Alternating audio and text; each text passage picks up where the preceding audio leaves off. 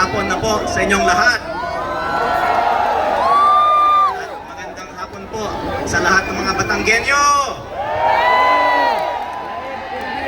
Baka may magtatanong kung bakit ang isang kasalukuyang kongresista ay nasa rally. Pero ano bang gusto nilang gagawin ng mga kongresista? Magbakasyon na lang. Ang pagdalo sa mga rally katulad nito ay trabaho ng mga kongresista para mapakinggan natin ang tunay na pakiramdam at pananaw ng ating mga constituents. At ako po ay narito kaninang umaga din at napansin ko napakarami ang mga Batanggenyo na narito. Ang iba pa sa atin ay galing sa unang distrito ng Batangas. At in fact, kayo ang unang mga nagsabi sa akin na pumunta dito ngayong araw.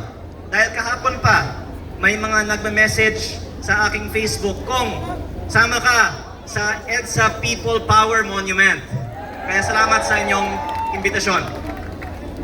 Pero para hindi sabihin na tayo ay nagrarally lang na walang solusyon, nais kong ipakita sa sambayanan na tayo dito ay may mga solusyon. And in fact, tayo ay narito dahil nakikiisa tayo sa panawagan ni Senator Dante Marcoleta na ipagpatuloy ang flood control investigation. Madalas nilang sinasabi na wala tayong ebidensya. Pero lahat na ng ebidensya ay pinakita ni Senator Dante Marcoleta at ang ibang mga tumistigo sa mga ginanap na Blue Ribbon Committee hearings. Ang iba ay inilabas sa tulong ng ating mga kaibigan na narito ngayon. Kabilang po dito si dating Congressman Mike Defensor. Palakpakan po natin ang ating birthday celebrant. Happy birthday, Kong Mike. Ang ibang mga matatapang na mga dating miyembro ng Armed Forces of the Philippines. Ito po ay hindi mga kwento lamang.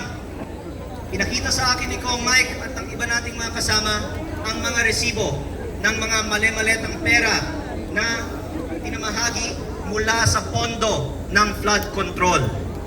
Sa Kongreso, marami ang may kaalaman tungkol sa korupsyon sa Department of Public Works and Highways, pero takot lamang na magsalita. Sa Senado, marami ang mga nagpahayag na sila ay may first-hand knowledge sa korupsyon sa DPWH.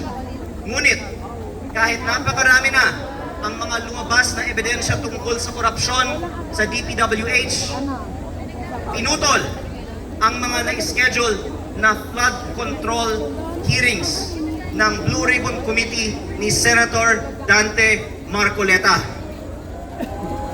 At matapos nilang pinutol ang mga flood control hearings, ang mga nag-iimbestiga ay sila pa ang kinakasuhan. Kaya yun ang naging last straw. Kaya marami sa atin ay narito ngayon. Ngunit, narito din po tayo ngayon para sa napakaraming ibang mga problema ng ating bansa. Pinalalabas ngayon sa media na itong rally ay para lamang sa iilan tungkol sa iilang mga issue. Pero sa tingin ko hindi po sang-ayon ang karamihan sa atin dito. Dahil napakarami ang mga problema sa ating bansa, napakarami din ang ebidensya ng korupsyon sa lahat ng mga probinsya sa ating bansa. Ngunit basta lang pinutol ang flood control investigations. Kaya para sa mga nagsasabi na tayo ay walang ebidensya at tapos na ang panahon ng flood control at move on na tayo sa ibang mga bagay, tayo po ay nakikiisa sa panawagan ni Senator Marcoleta na ituloy ang hearings sa Senado at naghain din ako ngayong araw ng resolusyon para simulan muli ang mga investigasyon tungkol sa flood control sa Kongreso.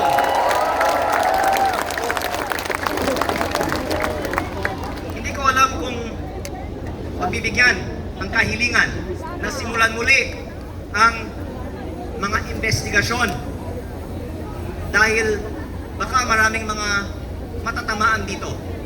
Ngunit hindi sila pwedeng magpahayag na inakasuhan nila ang mga may kasalanan habang ang mga iba na obvious naman na may kasalanan ay hindi kinakasuhan at hindi nila sinisimulan man ang flood control hearings. Kaya kung maaari po, isa-summarize ko lang ang ilan sa mga dahilan kung bakit isinulong po sa Kongreso ngayong araw na simulan muli ang flood control investigations.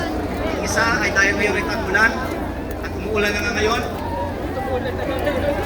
Kita-kita po na kailangan natin ng bagong flood control projects. Ngunit isa at kalahating trilyong piso umano ay nawala sa mga maanumalyang DPWH projects sa mga nakaraang mga taon. Ngunit hindi tinapos ang mga investigasyon at hindi pa tinapos ang mga proyekto. Kaya tayong lahat dito ay nanggagaling sa iba't ibang mga probinsya sa ating bansa.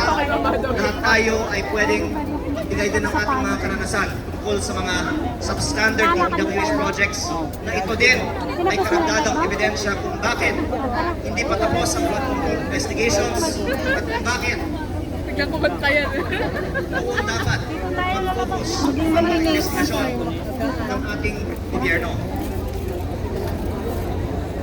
Ang dahilan na pinutol ang mga investigasyon sa Kongreso noong Setyembre ay dahil pinuuna ang Independent Commission for Infrastructure. Ngunit sa Marso 31, tapos na ang ICI, Diretso doon sa may gutter. hindi man lang inabas sa publiko ng report ng findings kung sino ayon sa pananaliksik ng ICI ang tunay na mastermind ng flood control scandal.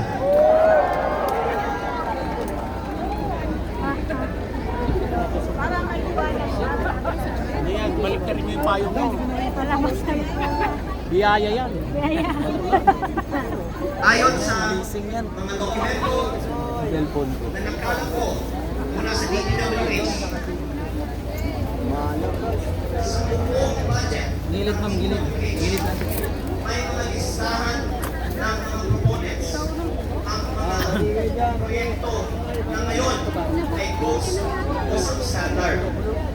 Nandoon lamang sa mga records ng DPWH kung sino ang nagpasok ng mga proyekto ito. Gala-gala kayo. Marami ay pinasok ang mga congressman at senador na sila